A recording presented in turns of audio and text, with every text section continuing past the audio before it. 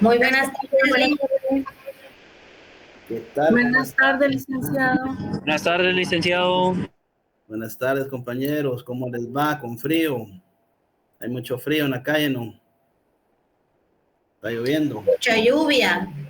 Está lloviendo, ¿verdad? Sí, Lick. Llegando por Huehueli, que aquí está lloviendo fuerte. Ah, más allá es algo, cuando llueve es por algo, ¿ah? Así es, Lick. Pues ánimos, compañeros. Ya pronto va a haber el resultado de su esfuerzo. Gracias, Lick.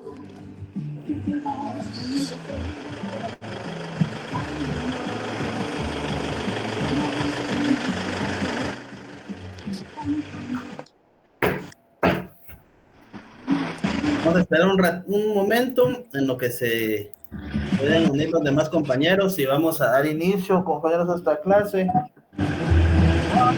Vamos a tratar de hacer esta clase un poco dinámica, participativa ahí para que puedan adquirir conocimiento en tanto a prevención policial como acto introductorio.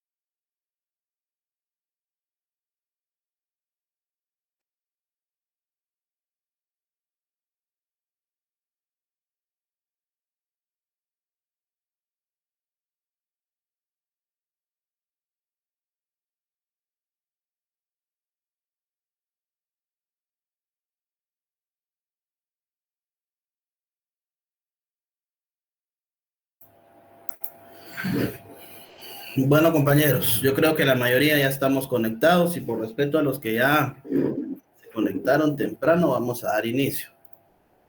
Entonces, ¿en qué nos quedamos ayer, compañeros? Estábamos viendo elementos ahí de la prueba y vimos ahí... yo les di un concepto de derecho probatorio, compañeros. ¿Alguien lo apuntó? ¿Lo tienen por ahí? Sí, licenciado, déjeme verlo aquí ahorita. ¿Todos lo tienen? ¿Y nos lo dio? ¿Sí? ¿Alguien que no lo tenga, compañeros? Yo, licenciado, buenas tardes. Disculpe. Usted lo tiene en la... Va, vamos a ver otra vez, pues. Lo vamos a buscar. Bueno, vamos a establecer entonces concepto de la prueba y concepto de derecho probatorio. Por favor, todos, pues. La prueba se define como el medio por el cual se busca demostrar la veracidad de los hechos relevantes en un proceso legal, permitiendo al juez formar una convicción sobre ellos. En otras palabras, es el conjunto de elementos, documentos, testimonios, peritajes etcétera, que se utilizan para convencer al juez de la existencia o no de los hechos que se disputan, ¿verdad? ¿Qué quiere decir? De que la prueba va orientada a poderle demostrar a un juez la veracidad de los hechos a través de documentos, testimonios, peritajes, testigos que puedan fundar cómo pudieron suscitarse los hechos, ¿verdad? Bueno, derecho probatorio. El derecho probatorio, como parte del derecho procesal, se refiere al conjunto de normas y principios que regulan la producción, admisión, valoración y eficacia de las pruebas en los procesos judiciales. Esta área del derecho determina cómo y cuándo se pueden presentar y evaluar evidencias para demostrar la verdad de los hechos en el litigio. ¿Qué quiere decir esto? De que a través de las instancias procesales, de las fases procesales, cuando una persona es sujeta y es ligada a un proceso penal, que como les recuerdo, ¿en qué momento va a ser una persona ligada a un proceso penal? Al momento que la detienen. ¿Desde ese momento creen ustedes de que ya una persona está ligada a un proceso penal? ¿O cómo No, sería? licenciado. No, licenciado. Ah, Tendría bueno. que ser después de la primera audiencia, si no estoy mal. Va. Pero ¿qué sucede en esa primera audiencia? Es la El juez lectura del escucha. acta inicial. Vamos a ir dándole el derecho a cada compañero para que se exprese, pero vamos a ir con la mano levantada en su parte de abajo. Tienen ahí la reacción para que puedan subir la manita, si no nos vamos. Va. Elizabeth, tienes todo el Sí uso. se ve el documento, perdonen. Gracias, sí, vamos a ver de desarrollarlo. Si podemos hoy los empezamos a desarrollar y si no mañana los desarrollamos. Es parte del curso, compañeros, para que ustedes puedan determinar ahí ciertos elementos. Bueno. Avisa si quiere que lo comparta. Voy a estar aquí pendientes. Sí, compártalos en la clase, por favor. Y posterior los vamos a ir viendo acá en la clase. Si nos da tiempo, empezamos a ver una prevención policial. Gracias, compañera. De acuerdo. Bueno, entonces, alguien que quiera manifestarse en qué momento es que una persona es sujetada o ligada o ya queda adherida en un proceso penal. ¿Es en la flagrancia, cuando lo agarran? ¿O cómo? Sí, compañera Elizabeth. Ok, bueno, la persona que es detenida, bueno, ya sea en flagrancia, no queda ligada a proceso desde que lo detienen, queda ligada a proceso después de la primera audiencia donde se lee el acta inicial, es donde leen los cargos, ¿verdad? De por qué le detuvieron y pues si hay pruebas se muestran de una vez delante del juez y es el juez quien determina si esta persona queda ligada a proceso. Muy bien, compañera, gracias. Por ahí vamos. ¿Alguien más que quiera darnos una idea, compartir conocimiento, compañeros? Carlos. Gracias, licenciado. Buenas noches. Gracias. Y buenas noches, compañeros. Artículo 82, Código Procesal Civil, en el desarrollo de la primera audiencia. Procesal civil, compañero. ¿Qué penal? Procesal penal, Carlos. Gracias. Penal, artículo 82, son los nervios, Lick. Sí, no tenga pena, compañero, es normal, pero para eso estamos acá aprendiendo. Dice el juez en el numeral quinto, el juez concederá nuevamente la palabra al fiscal y al defensor para que demuestren y argumenten sobre la necesidad de medidas de coerción, debiendo esto resolver en forma inmediata. Permítame, es que me perdí, creo. Sí, correcto. Entonces ahí es donde resuelve el juez de forma inmediata si es ligado a proceso o no, en el numeral 4 es. Gracias, Paso compañero. 6. Gracias, Numeral compañero. 4. Muy bien.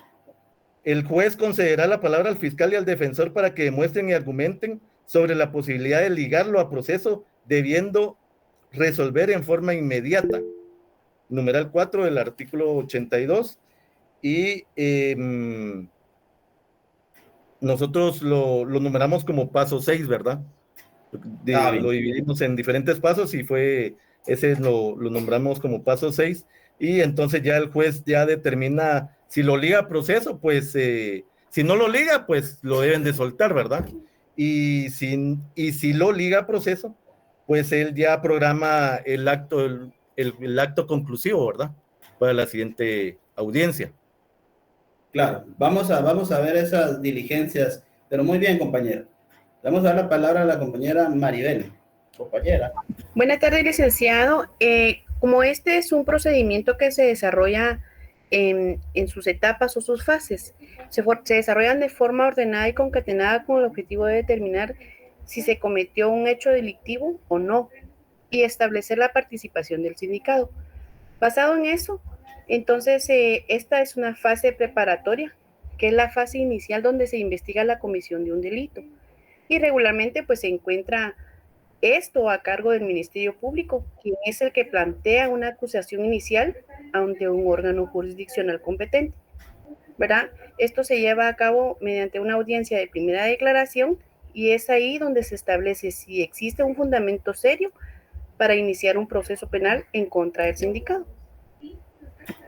Muy bien, compañera, gracias. Gracias, compañeros, por habernos aportado esa información tan importante y poder ver de que efectivamente sí van concatenados en su estudio en el derecho penal, compañeros. Vean, pues, efectivamente, en el momento que una persona queda ligada a proceso penal, es en esa audiencia. Definitivamente cuando el juez le ha dado la palabra al Ministerio Público y Ministerio Público intima los hechos en tiempo, modo y lugar. Luego lo que les decía, ¿verdad? Ministerio Público objetivamente, escuchen bien esto, principio de objetividad, ley de la orgánica del Ministerio Público, tiene la obligación de que si realiza la imputación, debe de tener elementos racionales, elementos de convicción que puedan dar indicio a desvanecer la presunción de inocencia de las personas o de la persona que estemos representando, ejerciendo esa defensa material, ¿verdad? Y ahí es donde nosotros empezamos a poner en práctica nuestros sustentos legales y las garantías constitucionales para ver si efectivamente tiene objetividad y si los elementos de convicción que va a presentar tienen un sustento legal, ¿verdad? Orientados nosotros también en la experiencia que tenemos, porque nosotros también vamos a utilizar eso que utiliza el juez, la sana crítica razonada. Vamos a valorar, vamos a determinar, vamos a hacer un esquema mental, y eso se hace rápido, porque a veces no nos da tiempo para venir y sentarnos ahí un día y decir, bueno, mi defensa va a ser así, y vamos a hacer un gran esquema, ¿verdad? No, a veces estas incidencias se dan en tiempos muy cortos, porque recordemos que los plazos son cortos. Después de que ya pasaron 6 horas con la policía, deben de ponerlo ante juez competente. Y a veces los jueces quieren llevar las audiencias rápido por la carga laboral que llevan también, ¿verdad?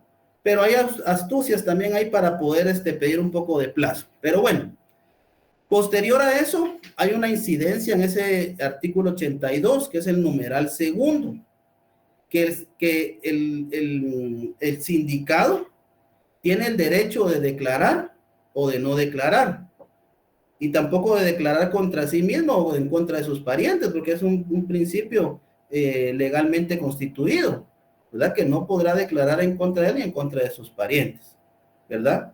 Pero cuando, por ejemplo, el sindicado dice, bueno, no voy a declarar, prácticamente él con ese silencio está diciendo, yo no acepto lo que me están imputando, yo soy inocente. Esa es la actitud psicológica que se toma directamente en esa audiencia.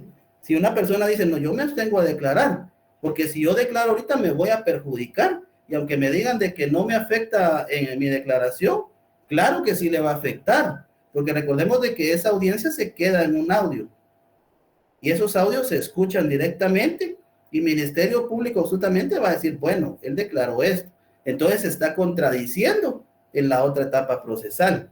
Y ahí es donde se vienen los careos directamente después dentro de las incidencias procesales.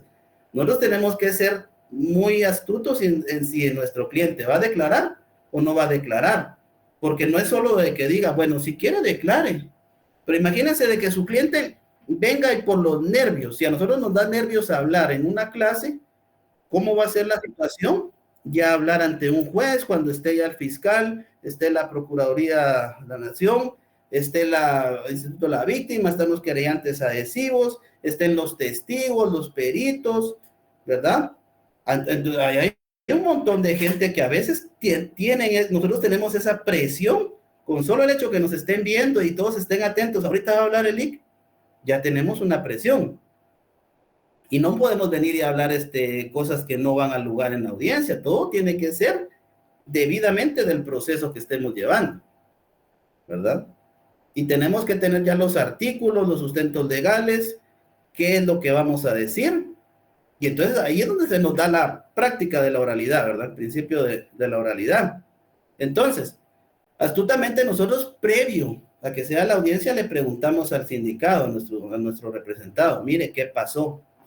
Dígame la verdad, porque yo lo voy a defender de lo que usted me diga. Yo le voy a creer, pero si usted me dice la verdad, porque si me dice cosas que no son ciertas, y allá en la audiencia cuando vayamos, Ministerio Público presenta una cámara, y usted sale ahí con la pistola, ¿qué quiere que yo vaya a defender? ¿Verdad?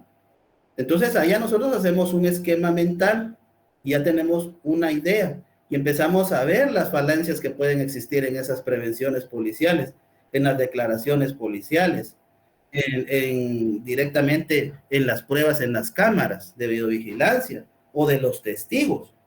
¿Por qué? Yo voy a subirles un material que son unas prevenciones policiales para que ustedes hagan un ejercicio y posterior lo vamos a desarrollar en la clase. Este ejercicio va orientado a que ustedes puedan establecer el tiempo, el modo y lugar y que hagan una tipificación de qué delito es el que cometieron, ¿verdad?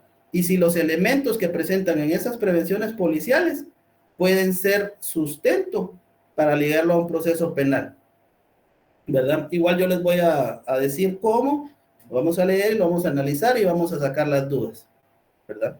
Entonces, por ejemplo, es un delito en el cual una persona va bajo efectos de licor. Este es un ejemplo distinto al que vamos a desarrollar en los temas que les van a subir. Pongámoslo. Es un delito por responsabilidad de conductores y el artículo 157 del Código Penal establece: quien se condujere en vehículo automotor bajo efectos de drogas o estupefacientes o efectos de alcohol, comete ese delito. Y ese delito tiene una multa, esa no tiene una pena de prisión, ¿verdad? La multa va de 5,000 a 25,000 quetzales. ¿Estamos? ¿Y cómo se va a determinar si la persona cometió ese delito? Alguien que me diga, ¿cuál es la prueba reina en ese tipo penal? Una prueba de alcoholímetro. Claramente, una prueba de alcoholímetro. Pero ¿qué pasa, compañeros? Ya sabemos de que la prueba reina es la prueba de alcoholímetro y NACIF es quien realiza esas pruebas y ellos son los que tienen la expertise para poder determinar si la persona se encontraba o no bajo efectos de licor. Eso que me vengan de que el de mixtra y queso, ¿quién está facultado? Instituto Nacional de Ciencias Forenses. ¿A través de quién? De sus peritos. ¿Y los peritos extienden qué? Dictámenes periciales certificados como médicos legales, ¿verdad? Entonces, ahí es donde va certificado, ¿ya? Pero ¿qué pasa? Llega el momento de que va a ser la audiencia y a los chulos de los policías no les dio el tiempo de llevarlo allá a INACIF y no le hicieron la prueba de alcoholemia, ¿verdad? Entonces, prácticamente tenemos un caso ganado ahí fácil. Pero ¿qué pasa? Vamos a la audiencia y el chulo que vamos a representar dice, voy a declarar. Y cuando declara, dice, es que fíjese, señor juez, que solo me tomé 10 cervezas. ¿Qué pasa ahí? Imagínate. Aceptó. Solito él aceptó el delito.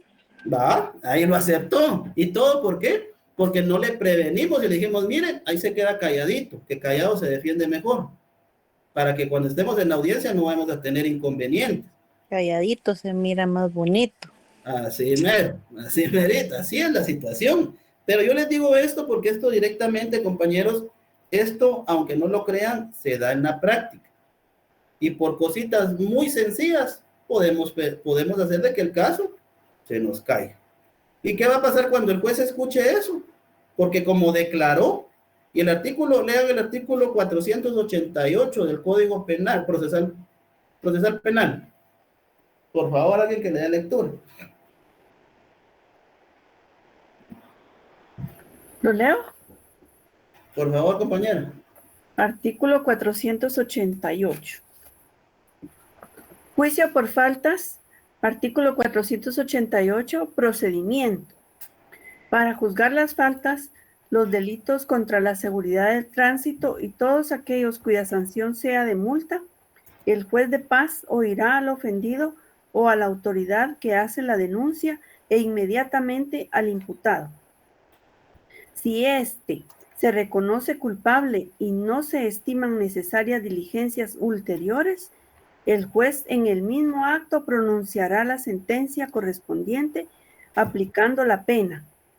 Si es el caso, y ordenará el comiso o la restitución de la cosa secuestrada si fuere procedente. Gracias, compañera. Entonces, como podemos observar, yo les dije que el delito o la falta, porque es una falta la responsabilidad de conductores. Y acá, como ustedes pueden ver, en este artículo 488 al 490 está regulado el juicio por faltas.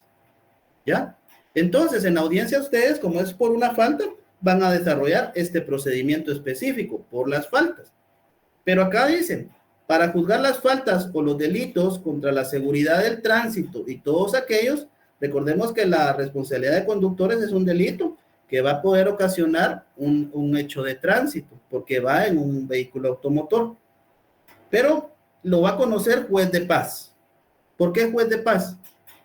Porque los jueces de paz tienen la facultad de poder, dentro de sus atribuciones, juzgar los juicios por faltas y los delitos que sean menores de 5 años de prisión. Posterior vamos a ver esa clasificación, compañeros.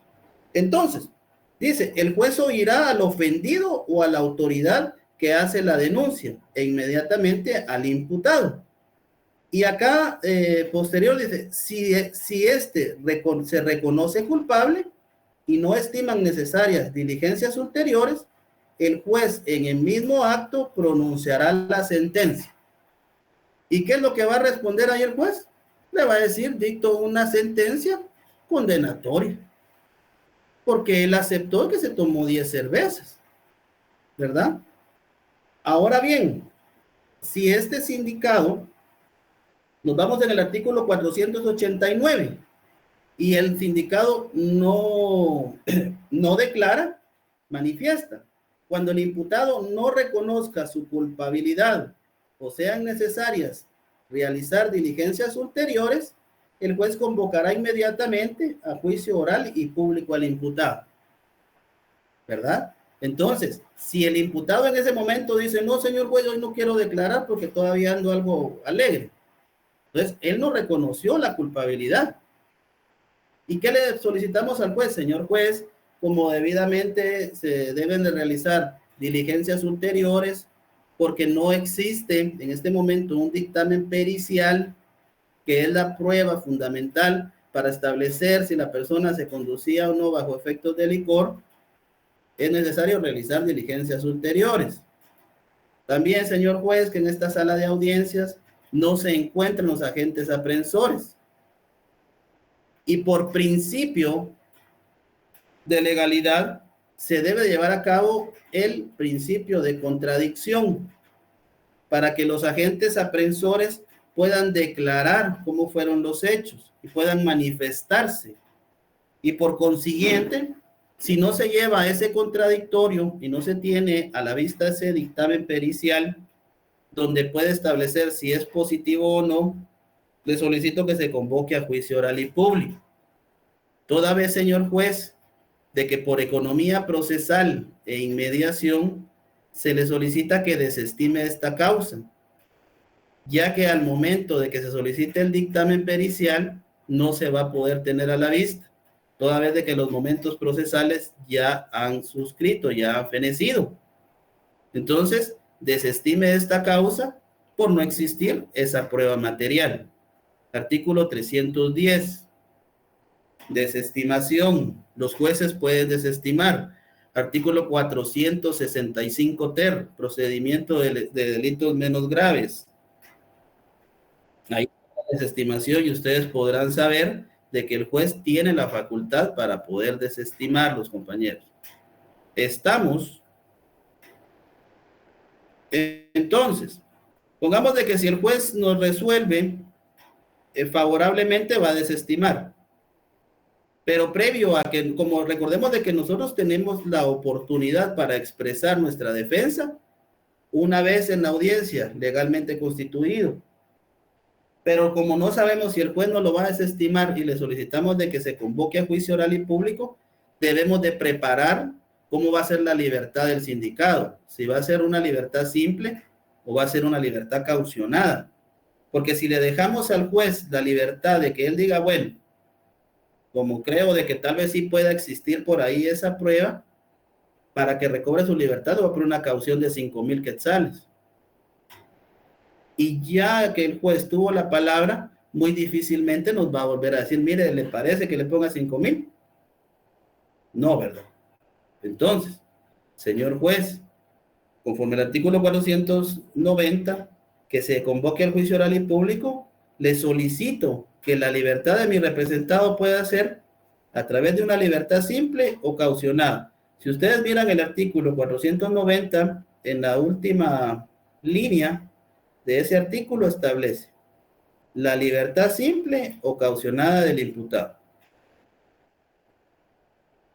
Ahí pueden subrayar y ahí pueden ponerle las dos formas que pueden darle una libertad a su representado en un juicio por faltas. Si es una libertad simple, efectivamente el juez va a manifestar en ese momento, al momento de resolver. Evidentemente no existen los elementos necesarios de convicción, no existe la prueba de alcoholemia, le otorgo la libertad simple y que no queda ligado a ningún proceso penal, y conforme al artículo 310, efectivamente, desestimo esta causa. ¿Verdad? ¿Alguna duda en ese procedimiento? Licenciado, yo tengo aquí una duda con el 465 ter.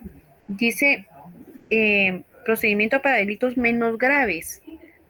Pero menos graves, ¿de qué estaríamos hablando?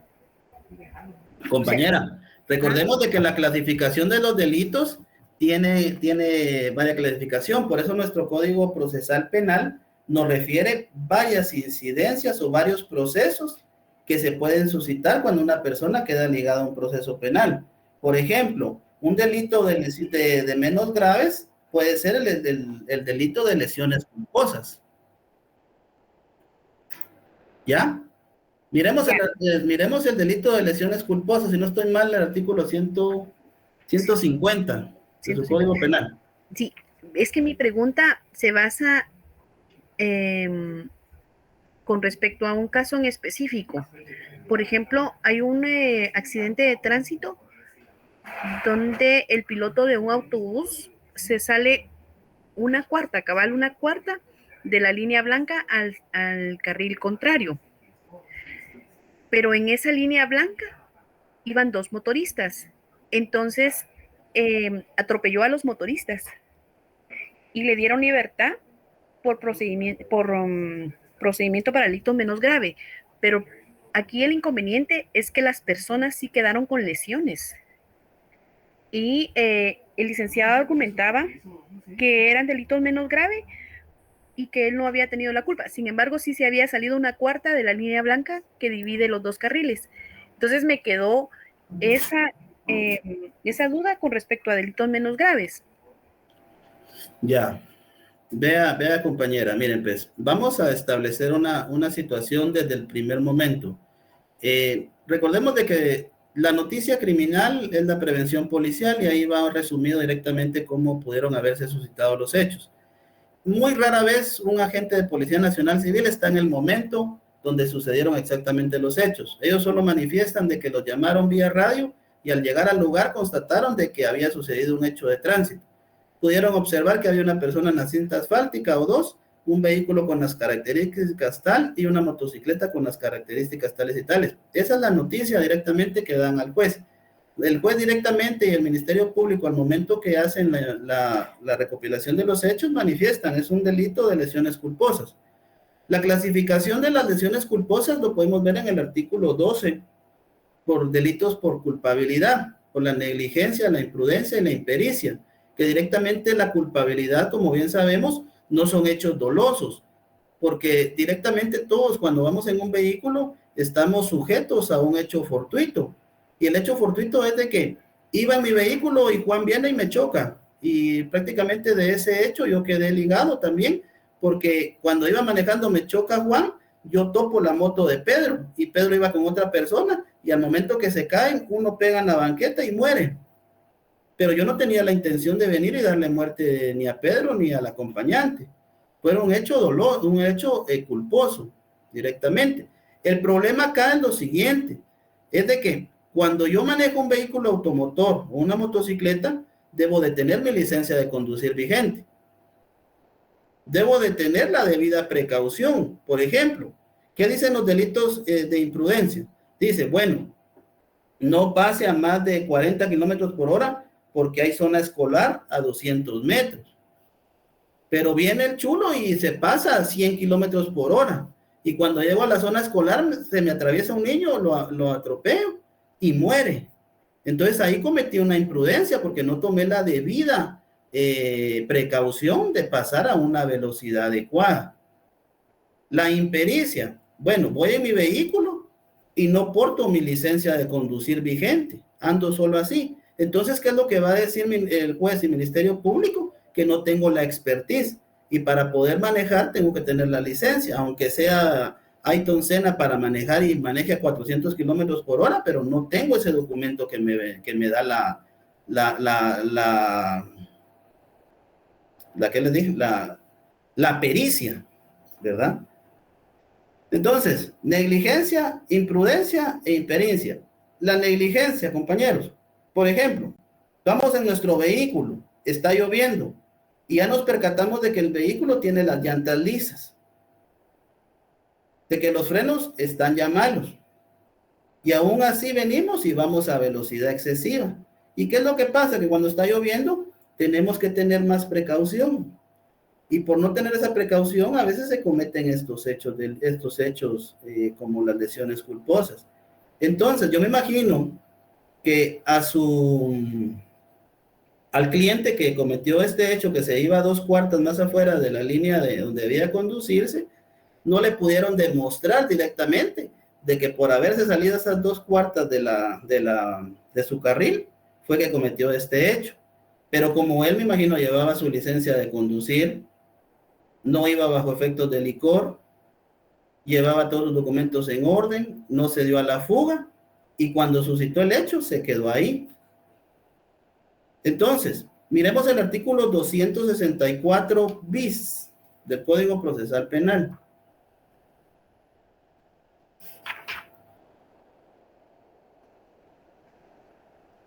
¿Alguien que le pueda dar lectura? Por favor, compañeros. Artículo 264 bis está inconstitucional, dice. Del Código Procesal Penal, pero lo siento, estaba viendo el Código Penal. Arresto domiciliario. En hechos de tránsito, cuando se trate de hechos por accidentes de tránsito, los causantes de ellos deberán quedarse en libertad inmediata, bajo arresto domiciliario. ¿Sigo, licenciado? Por favor, siga. Esta medida podrá constituirse mediante acta levantada por un notario, juez de paz o por el... Previo, compañero. Específicamente, ¿quién va a redactar esa acta? Un notario. Un notario, acta de arresto domiciliario. Pónganle ahí una crucita y recuérdense, acta de arresto domiciliario para que recobre su libertad inmediata. Siga, compañero, por favor. Mediante acta levantada por un notario, juez de paz o por el propio jefe de policía que tenga conocimiento del asunto. Estos funcionarios serán responsables si demoran innecesariamente el otorgamiento de la medida. El interesado podrá requerir la presencia de un fiscal del Ministerio Público a efecto de agilizar el otorgamiento de dicha medida. En el acta deberán hacerse constar los datos de identificación personal, tanto del beneficiado como de su fiador, quienes deberán identificarse con su DPI o su licencia de conducir vehículos automotores, debiéndose registrar la dirección de la residencia de ambos. El juez de primera instancia competente, al recibir los antecedentes, examinará y determinará la duración de la medida, pudiendo ordenar la sustitución de la misma por cualesquiera de las contempladas en el artículo anterior. No gozará del beneficio la persona que en el momento del hecho se encontrara en alguna de las situaciones siguientes. 1. En estado de ebriedad o bajo efectos de drogas o estupefacientes. 2. Sin licencia vigente de conducción. 3. No haber prestado ayuda a la víctima, no obstante de haber estado en posibilidad de hacerlo. 4. Haberse puesto en fuga u ocultado para evitar su procesamiento. En los casos en los cuales el responsable haya sido el piloto de un transporte colectivo de pasajeros, escolares o de carga en general, cualquier transporte comercial podrá otorgársele este beneficio, siempre que se garantice suficientemente ante el juzgado de primera instancia respectivo el pago de las responsabilidades civiles. La garantía podrá constituirse mediante primera hipoteca, fianza prestada por entidad autorizada para operar en el país o mediante el depósito de una cantidad de dinero en la tesorería del organismo judicial y que el juez fijará en cada caso. Gracias, compañero. Bueno, veamos, compañeros, aquí algo muy importante. Este artículo, sí, compañera Elizabeth. Perdón, licenciado, es que se me cortó un poco la transmisión. ¿Me podría indicar qué artículo leyeron? Solo escuché la lectura, pero no escuché cuál era. Artículo 264 bis, Código Procesal Penal. Sí, compañera. Muchas gracias, licenciado. Bueno, Licenciado, muchas gracias por responderme. Sí me sacó de la duda porque mi pregunta no fue bien planteada, pero mi pregunta era ¿hasta qué punto se puede considerar lesiones menos graves? Entonces, considerando el artículo 264 bis, hay muchas causales por las cuales sí se les puede considerar lesiones menos graves y el sindicado sí cumplió con varias de estas disposiciones que dice acá. Muchas gracias. gracias, compañera. Viera de que aparte de entrando dentro del proceso directamente, hay otra situación muy importante que se debe tomar en cuenta, lo que es cuánto es el tiempo o la pena de prisión que está constituido en el delito que la persona incumplió o que se tipificó. Porque si bien el delito del artículo 150 del Código Procesal Penal, las lesiones culposas, dependiendo la gravedad cómo va a ser, o de la reparación, así se establece cuánto es el tiempo, pero no pasa de 5 años. Entonces, por eso es de que hay un procedimiento específico para juzgar el procedimiento de delitos menos graves. Pero, por eso es de que yo me fui un poquito más a fondo para poder establecer cuáles son los requisitos que se deben de tener para que una persona pueda obtener su libertad a través de un acta de arresto domiciliario. Pero el juzgamiento directamente va de acuerdo a la competencia que tienen los jueces, porque están jueces de paz y jueces de primera instancia penal. ¿verdad? De turno. Entonces también eso es importante porque si el sujeto quedó ligado a un proceso penal por el delito de lesiones culposas, el procedimiento específico para poder desarrollarlo en la etapa intermedia va a ser este, artículo 465 y el TER, ¿verdad? Que ahí es donde directamente se establecen las incidencias procesales, que ya no va a ser igual al procedimiento penal común que todos nos han enseñado en la universidad, ¿verdad? Procedimiento penal común, pero aparte hay procedimientos específicos para cada hecho en el cual se va a juzgar. No sé si me comprenden en eso. Sí, va. Entonces, compañeros, acá hay una situación muy importante que se concatena con el derecho notarial también, en la forma de la redacción, porque acá, aparte de que vamos a ejercer el derecho penal, también tenemos que saber redactar, cómo redactar una acta notarial. Y esa acta notarial, los requisitos que debe de formalizarse están en ese primer párrafo del artículo 264. Ahí menciona que debe haber un fiador. El fiador, que va a ser la garantía de que la persona directamente, si no se ubica en el lugar de la dirección que consignó, el fiador puede dar fe de que él también lo puede ubicar. Esto con el objeto de que al momento de que el juez señale día y hora de audiencia para resolver su situación jurídica, la persona efectivamente se presente. ¿Ya? Fundamental eso. Y otra situación muy fundamental son los requisitos que yo les había establecido, ¿verdad? Que en ese mismo cuerpo legal manifiesta 4 numerales, pero en el otro bloque, ahí hay otro requisito que son para los que manejen vehículos de transporte colectivo, porque ellos directamente, aparte de que tengan su licencia de conducir vigente, deben de prestar una garantía. Y ahí manifiesta que en hipoteca o fianza, ¿verdad? ¿Y qué debemos de redactar ahí? Una escritura pública con garantía hipotecaria o la fianza fiduciaria. Entonces aquí se concatena todos, compañeros, tanto lo que es notarial, procesal, civil y mercantil, ¿verdad? Para poder establecer esos presupuestos legales y que le den valor también probatorio para poder resolver la situación inmediata de nuestro representado o de la persona que estemos defendiendo. ¿Estamos? Sí, licenciado. Va. Miren que estas clases se van rápido el tiempo, compañeros. Esto es muy amplio el derecho penal. Disculpe, Sí, compañero. relacionado al acta notarial, los que pueden levantarlo son el notario, el juez de paz y el jefe de policía. Pero en sí, casi no se mira eso que un jefe de policía levante el acta notarial, ¿verdad, Milik? O no sé si usted en su experiencia ha visto. No, compañeros, al menos en mi experiencia, nunca le dan un valor directamente a un agente de policía, a la policía, mucho menos el juez de paz se pone en esas situaciones porque a la larga no le dan importancia. Le quitarían el trabajo al notario. Sí, cabal. No, aquí es puramente trabajo notarial, compañeros. Puro trabajo notarial. Y recordemos que al momento que nosotros, en el momento que hacemos el acta notarial, nosotros quedamos ya constituidos prácticamente para poder llevar la audiencia de primera declaración. Va de la mano.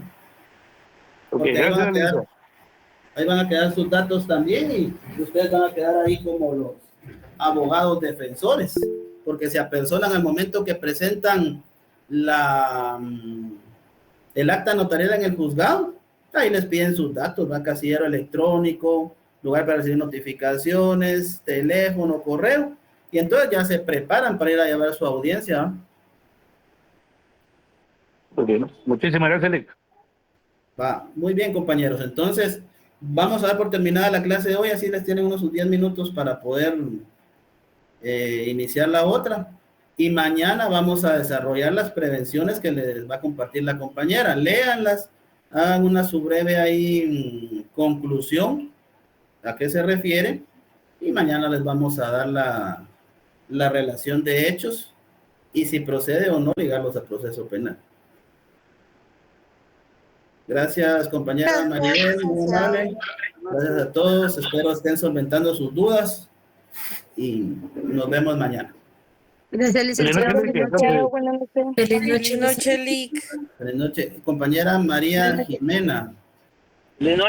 Disculpe, Lick, buenas noches. Es que el internet me sacó y no sé si ya compartieron la asistencia. Al parecer sí ya está compartida, compañera. Si no, abóquese con la auxiliar, por favor. Ok, gracias, muy amable. Bueno, con cuidado, nos vemos, compañeros. Feliz noche.